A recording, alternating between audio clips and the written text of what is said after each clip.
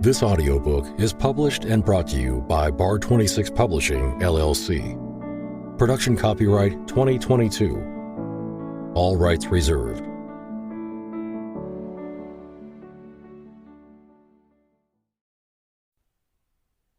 Nashville Rising Star, written by Maxine Douglas, narrated by Kathy Cunningham Fennell.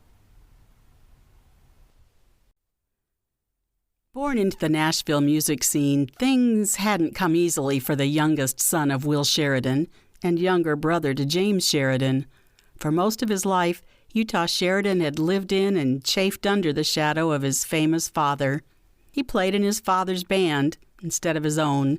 He grew up in the public eye and in what some considered social advantages, never knowing whether people liked him for himself, to get closer to his father, or for his own healthy bank account.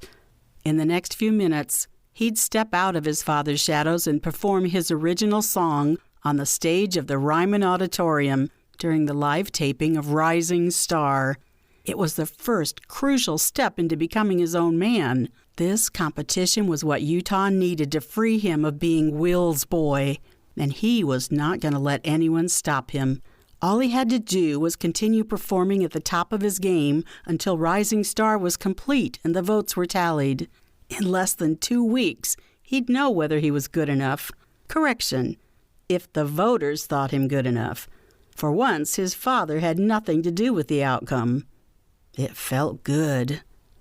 A hush, like the quiet before the storm, fell upon the Ryman. Lights dimmed until darkness veiled the audience.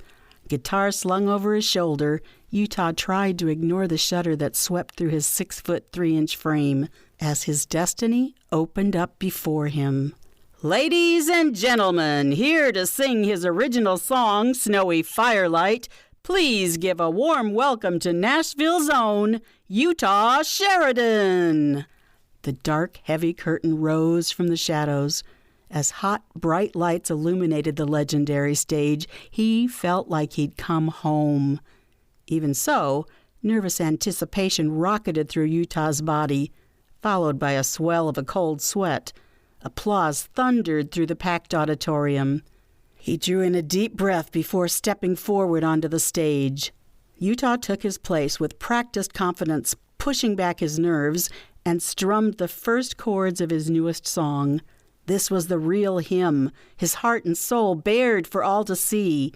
He'd never been this edgy performing in front of an audience. He'd been born into this business. There was no reason for him to be jumpy as a bullfrog. Standing on the Ryman stage with a television audience holding his future in their dialing fingers for the 6th week didn't mean he had to feel like some kid on his first date, but that was exactly how he'd felt since the beginning of this competition. The first verse barely came through the microphone. If he could hardly hear himself singing, did that mean the audience couldn't hear him either? Just sing it, man. Just keep on belting the words out. Don't stop until it's over. Emerald Braun stood in the wings, hanging on Utah's every word. She'd arrived in Nashville 6 months earlier on a one-way ticket with the clothes on her back and a guitar case slung over her shoulder. Who'd have thought I'd be in the running for Rising Star? Much less watching hunky Utah Sheridan sing his song. Grandfather's old guitar sure has brought me luck. She smiled, thinking how he'd love that. All her hopes and dreams were housed in her granddad's ragged guitar case. Every piece of music she'd ever written was tucked safely between his old guitar and the worn red felt lining. She smiled over at her boss and cheerleader Frank Whitman. He'd kick the butt of anyone who called him a cheerleader, but she didn't care. He'd offered her a job as a waitress in his bar a few days after she interviewed with him. During the day, she'd write and practice her music, and at night, she served drinks. Now the club owner and sometime talent scout stood in the background, giving her his silent encouragement. He knew how nervous she was, and also that singing wasn't her favorite thing. Songwriting was her true love. She remembered when Frank had encouraged her to try out for Rising Star. She'd told him he was crazy. He'd convinced her she had nothing to lose by showing up and singing a song or two. And now she stood here as one of the finalists. Frank's gaze flicked to Utah, and he smiled, and then looked away. She knew they had a past friendship, but she didn't know what went wrong. "And you don't care," she scolded herself. "You need to focus, girl, and stop mooning after Utah. He has more notches on his bedpost than 10 men. She looked away from him and focused.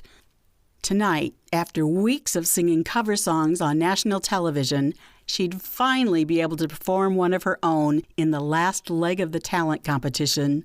This was where her true talent lay, and she couldn't afford to be distracted. The prize, in the end, would be a recording contract with Shadow Records. Not that she cared for the recording contract or really expected to win. That was the least of her concerns. This competition was the best way to showcase her lyrics, have them noticed by someone who sang far better than she did, and she would make the most of it. Emerald absently wiped her hands down the side of her jeans, enthralled by the bright lights and backstage activities of the auditorium. Frank took her hand and gave it a squeeze, and, as he had since the start, led her to a place where she'd experienced the heat and hustle firsthand.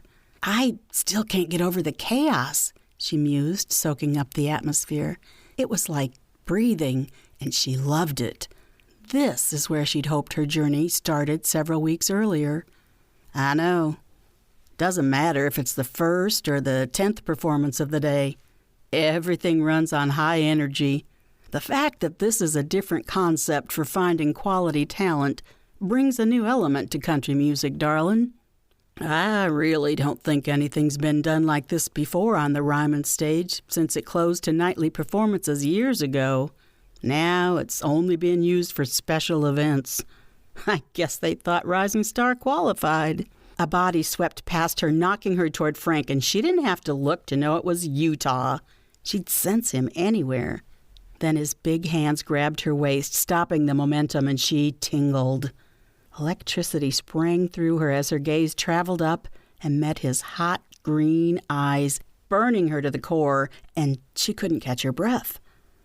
How am I supposed to sing around him, of all people? And it was all one-sided, which sucked. You don't even like him. He's a spoiled snob, even if he is hot as heck. She knew his family background. Could it be his born with a silver spoon in his mouth attitude that bugged her? She prayed she wasn't that shallow.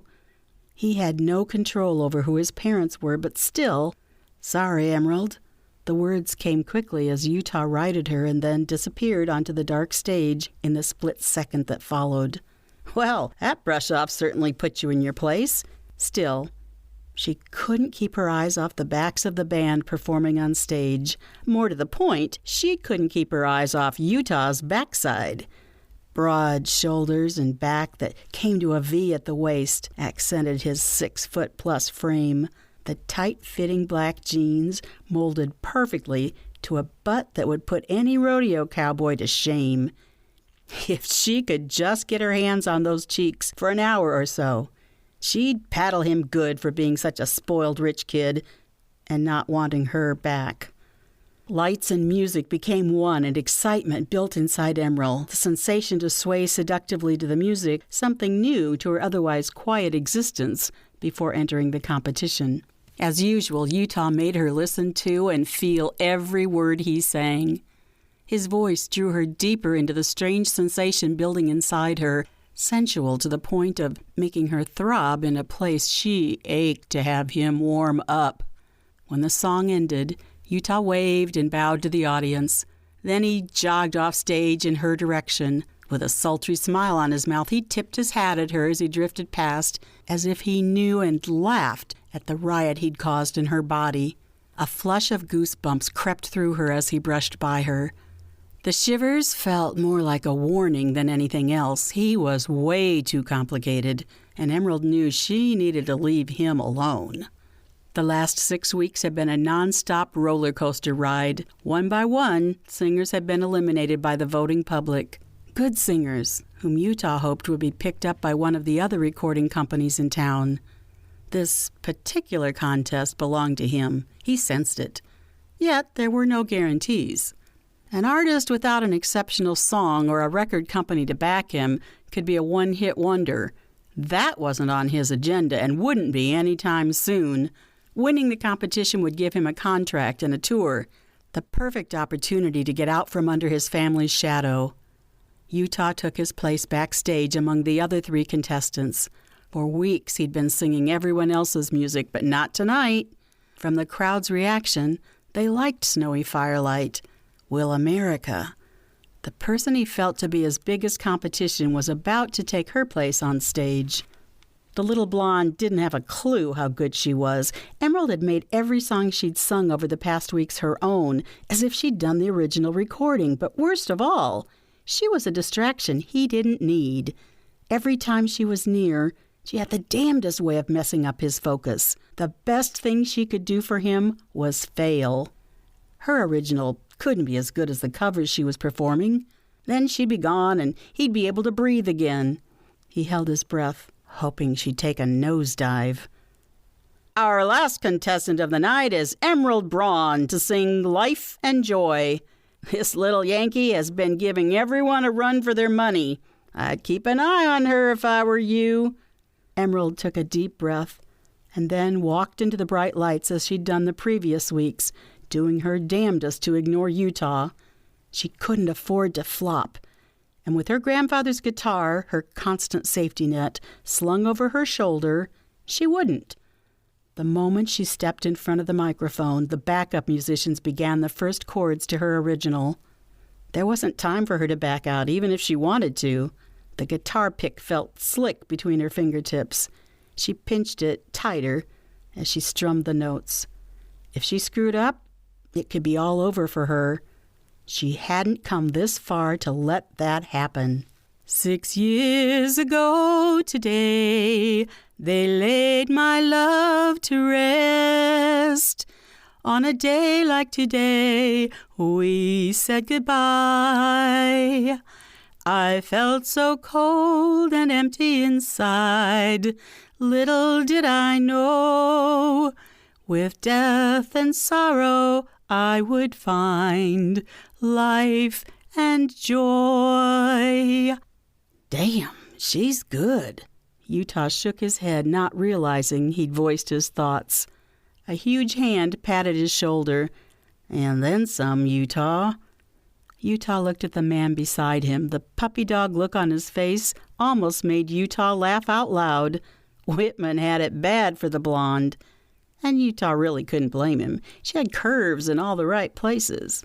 Frank Whitman, what brings you here? If Whitman was involved with the woman, winning this contest would be harder than he first imagined. Maybe he's only here as an interested party, not an involved one. Not likely. His being here was serious as a heart attack. Frank nodded toward Emerald. She does. Utah shifted from one leg to another as his impression was confirmed. Damn. You know her? Sure do. She's one of my waitresses. Frank gave him a wink followed by a broad smile. Just what the hell does that imply? The thought that Frank and Emerald were involved sexually rankled in ways he didn't even want to explore. The influential club owner, in addition to showcasing new talent at his bar, Gabe's Lounge, was a top talent scout with a sterling reputation for steering good singers towards Shadow Records. But there was more going on than that. He sensed a real affection between them and a shining pride in Frank's glance toward her. I don't stand a chance. Shadow Records sponsored the contest and Frank worked for them. His knowing her well could mean only one thing. He's invested in the outcome, and Emerald wasn't the sweet innocent Utah had taken her for. I bet she is. Utah turned away from Frank, feeling like a fool. He had to think about what he was going to do now. This contest meant everything to him and any kind of life of his own in Nashville. He had to shed his father's shadow one way or another, honestly or not. Didn't matter to him which. No Yankee floozy sleeping her way to that #1 spot would stand in his way. Now that was interesting. Frank watched Utah shoot him a dark look, then slither through the crew backstage. If there was one thing he knew about Utah, it was that he didn't show an interest in anyone unless there was some profit in it for him. As far as Frank was concerned, that's what happens to a kid who grows up spoiled all his life and gets everything he wants. everything but happiness and acceptance of who he is inside his heart and soul. Frank had been friends with Utah from their first day of kindergarten through their unpredictable teen years. That was until the girl Utah dated turned up pregnant, insisting the baby was his. She about drained that boy's bank account. But that was nearly 20 years ago. You'd think he'd get over it by now. The thunderous applause drew Frank's attention back to the stage. Emerald took a few quick bows and waved as she made her way backstage, her gaze downcast. A nervous smile crossed her mouth. After all these weeks, she still didn't believe in her talent. Frank swiped his hat across a jean-clad thigh. What was it about her that sparked Utah's interest? Unless Utah was running scared, Frank couldn't imagine him being interested in an average woman. Ah, but that was a wrong description. Emerald was anything but average, at least on the inside. Her heart was bigger than the state of Texas, and her confidence as small as Rhode Island. She didn't have the worst singing voice, but she had a true gift when putting words to music. That was where her main talent was housed, telling a story and pulling at a person's heartstrings. I sucked. Emerald walked past Frank and around to cameraman, a tear glistening in her eye. Yeah, you did, Frank laughed before following her. What stage were you standing on, Em? The crowd loved your song. You did anything but suck. Emerald tucked her guitar away into its case for safekeeping. They responded the same to all four of us. Did you hear them roar for Utah Sheridan? He's got this competition won hands down. Listen, Em, he's a homeboy. This town's very good about making a lot of noise for one of its own. But all of America's voting on this one. This time next week, you'll be eating those words. Let's wait and see what the people have to say once the phone lines close and the votes are tallied, shall we? Homeboy, nothing. I sucked, and that's the bottom line. Emerald walked a step or two ahead of Frank. She didn't want him to see what she knew reflected on her face. Defeat. She regretted letting him talk her into auditioning for the competition in the first place. Why I ever thought I could be a songwriter is beyond me. Pipe dreams. The only thing I'm good at is serving a beer or two, and even that's questionable. She swiped at the unexpected tear seeping from an eye. She wasn't about to succumb to sentiment here. Slow down, Em.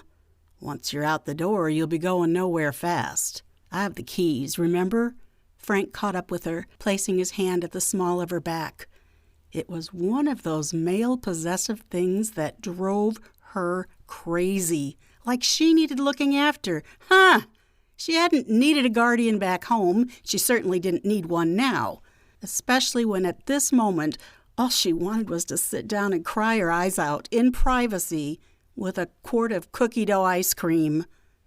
Frank, why is it every male being on this planet feels the need to take care of a vulnerable woman? I've never quite understood that, Emerald asked, looking into a pair of plain brown eyes full of warmth and caring.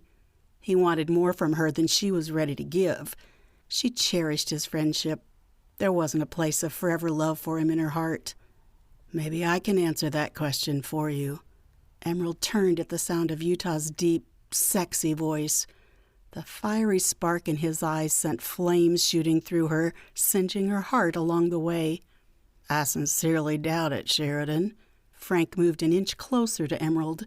She felt as if he was staking out a piece of land, and she didn't like it. Their relationship was anything but either of them claiming the other, and she preferred to fight her own battles. She could also see that Utah was spoiling for a fight. Frank pulled her closer as he unlocked her car door. Her eyes never left those of Utah's, and she felt like she was in the middle of a gunfight, one she wouldn't walk away from. She wanted to speak, say something, but her mouth became instantly dry and her mind couldn't form any words. The man who could walk away with the competition of a lifetime wanted to explain to her about men and their need to protect women. For some reason, she didn't believe he really had the answer. Hell, you wouldn't believe me anyhow, so why should I even bother? Utah shook his head and headed toward a black SUV. 1 week later. Emerald stood backstage with the other 3 contestants waiting for the results of the previous week's show, glad that Utah was avoiding her. Maybe he was embarrassed by his behavior. She hoped so, because she sensed it came from pain and nobody should hurt that much. Stop thinking about the rich boy and concentrate on yourself. Surprisingly, she was the only woman left from the original 10 contestants who'd made the finals several weeks ago. She was damn proud of it. She freely admitted she wasn't the best singer in the bunch, but she had heart. Talented men and women from all over the country had performed during the past several weeks for the contract. Not wanting the drama, she'd opted not to live in the house provided to them by Shadow Records. Instead, she went home to her own apartment and job as if it were a normal day. Normal, except for the endless rehearsing during the day. There were constant changes to the songs in order to make them fit the contestants' ranges. In her case, she didn't think it mattered. As far as she was concerned, no amount of pitch change would help her squeaks and squawks. Tonight would tell if it was all worth it or not. One last night of convincing the television viewing audience she deserved to be the first rising star crowned. "Emerald Braun, please come out and join me." Sucking in a breath, she walked to the center of the stage, her body quivering inside. This is it. At least I gave it a try. No one can fault you for that. She stood next to the man who would tell her the journey was over. Nice try, but not what they're looking for. "Emerald, your original song, Life and Joy, was loved by the voters. They want to hear more from you tonight." Her stomach dropped to the floor. This can't be. I should be going home. "Casey Montgomery." Emerald took her place backstage and waited for the rest of the results to be announced. Dazed, she took her guitar from its case and tuned its strings, thinking about the song she'd sing later tonight.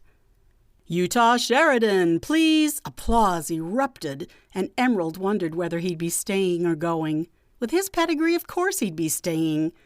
And the challenge in his eyes as he passed her told her he was gunning for her. And she wondered again what she'd done last week to set him off. Didn't matter. She wasn't going to win. He had to be the biggest vote-getter. He had talent and a way with making the ladies in the audience swoon. Being one of Nashville's sons didn't hurt either. She didn't have to wait long for her answer. "Together for at least another week, Miss Emerald." Utah smirked as he passed by her. Utah held back the laugh threatening to surface. If only she could have seen her face when he called her Miss Emerald. Was it the up-yours look or the scared little girl one he found so compelling?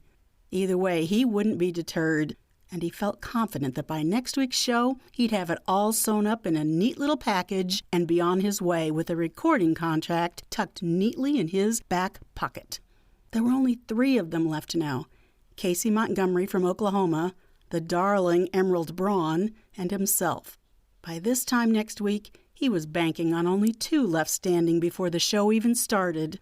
Emerald Braun wouldn't be one of them. He reached into his pocket and pulled out an envelope.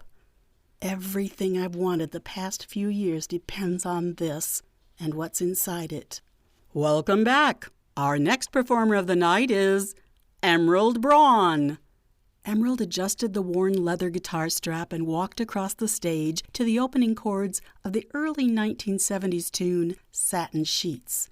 She'd rehearsed the song to death over the past week. Frank assured her she'd do the artist proud, but she wasn't so sure, even as the lyrics floated seductively from her. From beginning to end, her performance was flawless for the first time in weeks. From the reaction of the audience at the Ryman, she was sure she had every reason to believe it. Taking a bow, she waved to the audience and took leave of center stage. Frank picked her up and swung her in a circle. "You were great. I've never heard such emotion in that song before, Em." "I hope you're right. Now put me down before something happens to my guitar." "Men, you'd think I'd just won a CMA or something." Emerald pulled the guitar strap over her head when her feet landed on the floor without a sound. With only a week to go, this performance had become more intense, more critical to her survival. She couldn't figure out why she still stood on stage among the contestants each week. There were only 3 of them left now, after starting out with 10 well-rounded musicians. Heck, the guy from Oklahoma not only has a voice similar to Hank Williams, but he plays the guitar, keyboards, and fiddle. What more could a recording studio ask for in someone they were looking to sign on? She left Frank listening to Casey Montgomery's final performance of the competition. All she could do was write a good lyric and strum a guitar. Somehow, she'd inherited her grandfather's way of putting words to music and actually making it sound halfway decent. If she got nothing else out of this competition, it would be being heard by any recording company or artist looking for a good song. Emerald reached down and flipped open the worn guitar case. Under one of the weathered edges of the felt lining was the corner of a white envelope. She slipped it out from its semi-hiding place, returned her guitar to its molded position, and closed the case lid. Let's go celebrate." Frank wrapped his arms around her from behind in a brotherly hug that sent shivers of delight through her. "Celebrate what?" Turning out of his embrace, Emerald slipped the crumpled envelope into her pocket. "How about the fact that—" Frank's hand touched hers. "What's this you're trying to hide?" She pulled the wrinkled envelope out, holding it in front of Frank's face. "Oh, this? Don't you know?" "Nope." "You got a secret admirer?" "I don't think so. We both know you put it in the case for me to find, now don't we?" She placed a short fingernail under the seal and ripped it open. "Oh, my God!" Folded neatly inside was a crisp $100,000 bill and a Post-it note stuck to the front of it. Her face felt on fire as she read aloud the 5 words scrawled on the yellow note. "Quit, and this is yours." From the backstage shadows, Utah watched Emerald being twirled around like a top in Frank's arms. An unexpected pang of jealousy sprung through his heart. The laughter and joy coming from Whitman and Emerald made him realize how lonely he really was. He had only himself to blame for it. His heart raced as she strolled over to the guitar case, her backside swaying from side to side like a beacon in the night as she found the surprise he'd left her. And the way she bent to pick up his gift? Well, he lost any millimeter of room he'd had in his jeans in that instant. He'd been without a woman far too long if watching the competition walk turned him on. Remember, this woman could make or break you in just a few minutes, and you can't afford to trust her. She's got to accept your little bribe. "Let's go celebrate." Whitman's voice filtered through the hundreds of hanging cables, and his arms were wrapped around Emerald from behind. In Utah's opinion, his old friend's groin was a little too close to her cute butt. But what did he know? Maybe he was right after all, and she was trying to sleep her way to the top. Several of the stage crew milled around, putting things back in order before closing up for the night. The noise from the cables and curtains being repositioned blocked out any further conversation between Emerald and Whitman. Utah slipped out through a side door, praying all he hoped and dreamed for would come true next week. A little pang of regret surged through him. This was a new low for him. For the first time in his life, he was trying to achieve something dishonestly. Desperate men did desperate things. Do honest ones? "So, what are you going to do about this, Em? Obviously someone's running scared and wants you out of the competition." By the sound of his voice, Frank was furious. "Nothing, Frank." Emerald placed the envelope back in her pocket. She'd deal with this in her own way. To her knowledge, only one person had the kind of resources to do this, and she couldn't accuse him without proof. Sure, 100,000 would be the answer to some prayers, but she couldn't keep it. Whoever did this grasped at straws. Had she really been that transparent in her doubts about her abilities in this competition? Something must have given her away as an easy target for a bribe as large as this one. "Nothing? You've got to be kidding." Frank stood looking at her as if she'd lost her mind. Maybe she had. "This is a clear violation of the rules, Em. You've got to take this to the judges." "And say what? Accuse who? There's no way of proving who did this without an investigation that could damage the competition's and Shadow Records' reputations. Anyone could have a stash like this, Frank, even you." "Me? You think—" "No, I don't think. I'm pointing out the possibilities here of how easily this could be done. That's all. Obviously, someone thinks I have a chance to win." Emerald picked up her bag, slung the guitar case over her shoulder, and headed for the exit. "And I expect you not to breathe a word of this to anyone It could be fake for all I know. Frank could stand there all night, mad as hell because she wouldn't turn the envelope over to the Rising Star officials. With only 3 contestants left, she couldn't believe this was a serious attempt to win a recording contract. I'm just not good enough to scare Casey or Utah into something this underhanded. It has to be some sort of joke. Utah drove home guilty as hell after sitting in a corner of the Opry parking lot thinking, when did I turn into an underhanded scoundrel? When have I wanted something so desperately that I'd bribe someone as a way to get it? Now what the hell am I going to do? Go to Emerald Braun and ask for the money back? Tell her that it was all a mistake. He'd gotten himself into a hellhole this time for sure by letting his blind ambition rule his sense of honor. Utah pulled up the drive of his property and around the corner of the house to the back. He stopped short when he got out of his SUV and saw an all-too-familiar figure sitting on the stoop of his back porch. Shit. Frank, long time no see. What brings you here this time of night? Utah sauntered up the walk, stopping at the bottom porch step. It had been 20 years since Frank Whitman had come calling.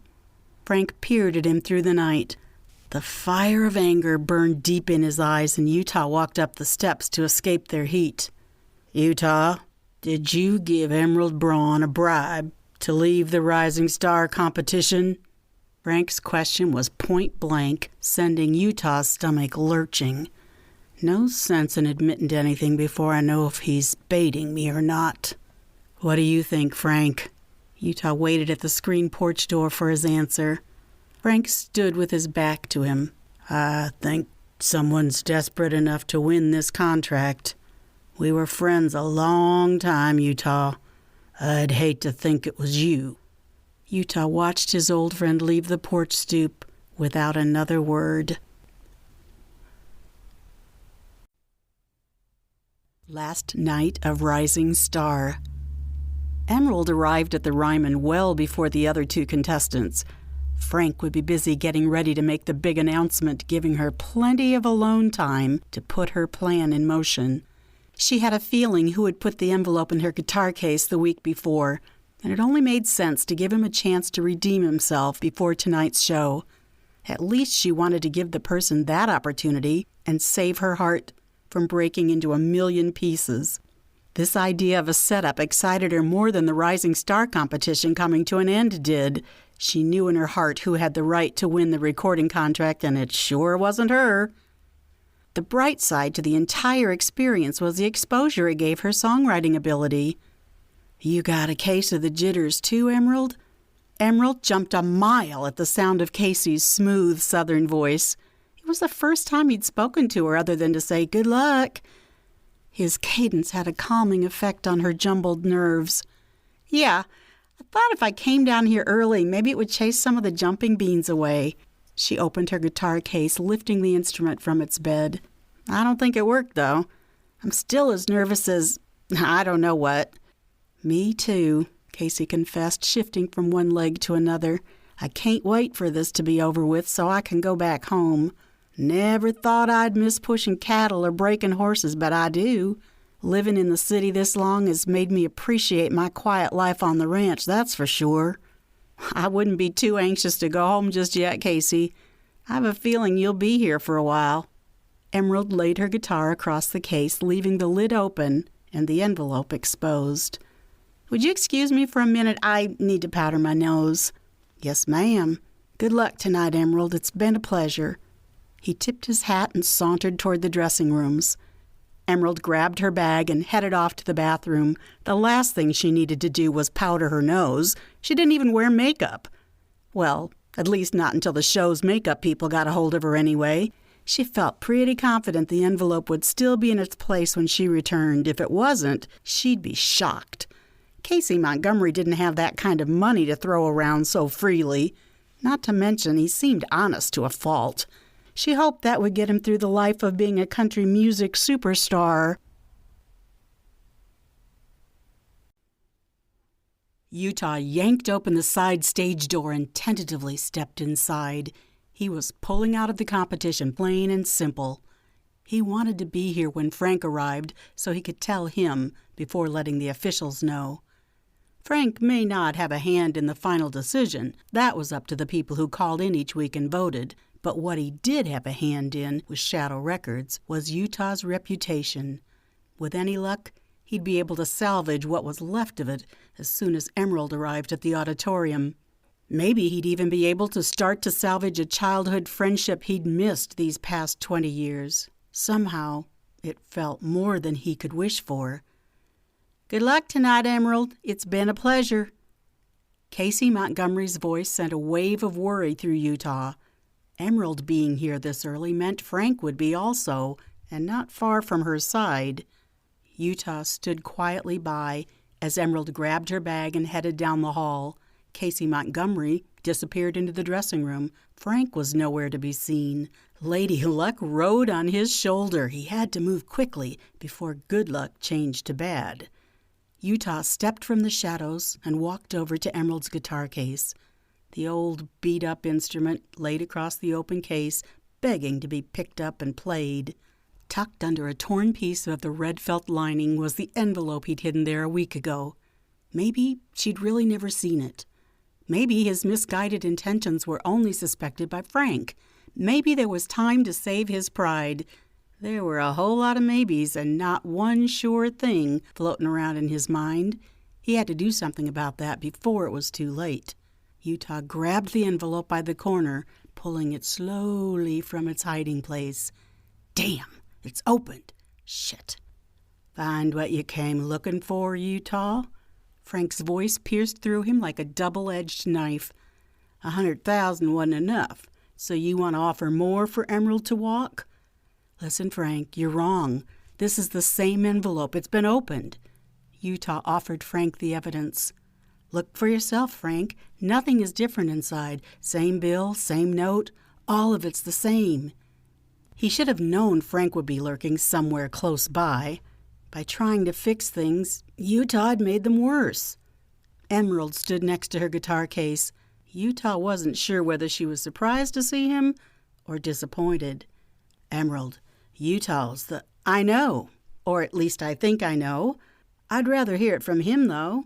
She crossed her arms like a schoolteacher waiting for a student to fess up to a wrongdoing. It reminded Utah of the time in second grade when he'd put a grasshopper in Patsy Merrick's braids. Man, did I get in trouble for that. The thought brought a smirk to his lips he couldn't hide. Frank slapped him in the arm. Something funny, Utah? No. Yes. I was thinking back to second grade when I'm sure it's an amusing story, but I want to hear about the envelope and your connection to it.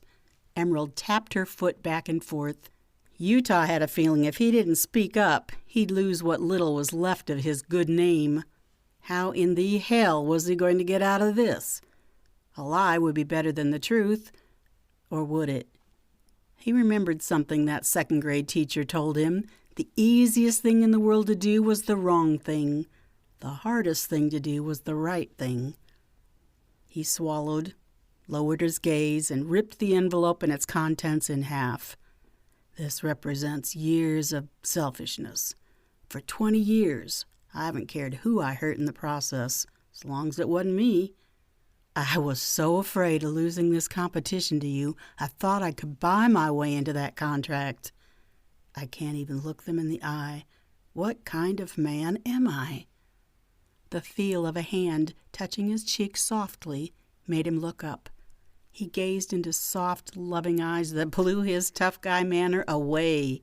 In that moment, he was lost to Emerald.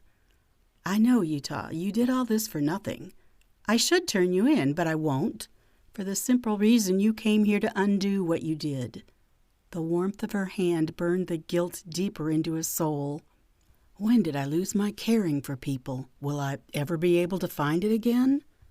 No, I'm pulling out of the competition here and now. Frank, would you please tell them after I've left? Why should you pull out now? In a few minutes, we'll know whether making a total ass out of yourself was worth it or not. That's an event I'm not about to miss, Frank smirked. Welcome to Rising Star. Tonight, we'll find out who... Too late now, Utah. You're stuck with finding out just like the rest of us." Frank wrapped his arms around him, giving him a quick pat on the back before walking through the wings of the stage. If nothing else, Utah was hopeful he'd gotten his old friend back, and maybe made a new one as well in Ms. Emerald Braun. Here to announce Rising Star's first winner is one of Shadow Records' talent scouts, Frank Whitman. Frank squeezed Emerald's hand and then left her standing next to Utah. Win or lose, it didn't matter.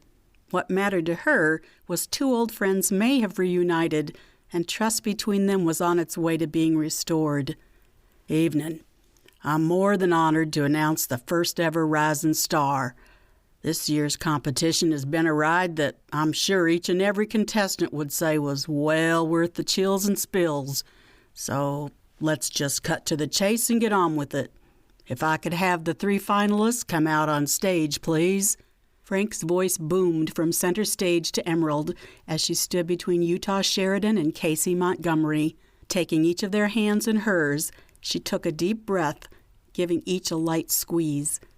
Emerald walked out first, followed by Casey Montgomery, and then Utah. "The last 10 weeks have been a success. Tonight's program will put the seal of approval on that success. Shadow Records believes there are 3 outstanding singer-songwriters standing beside me on this stage.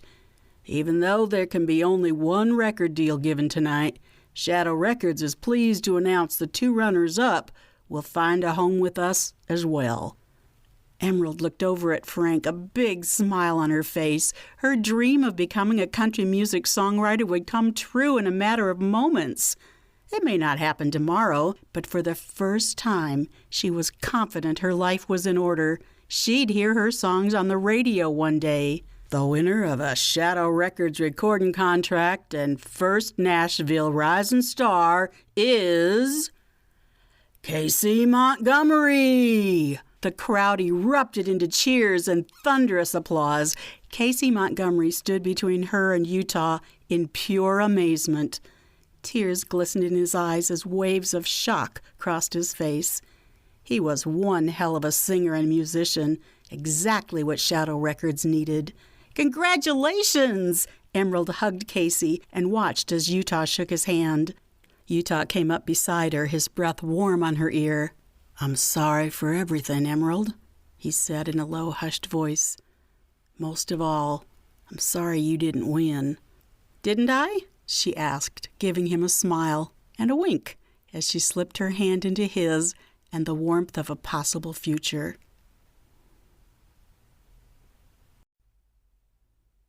This has been Nashville Rising Star, written by Maxine Douglas, narrated by Kathy Cunningham Fennell, copyright 2005, 2013, and 2016 by Debbie Fritter.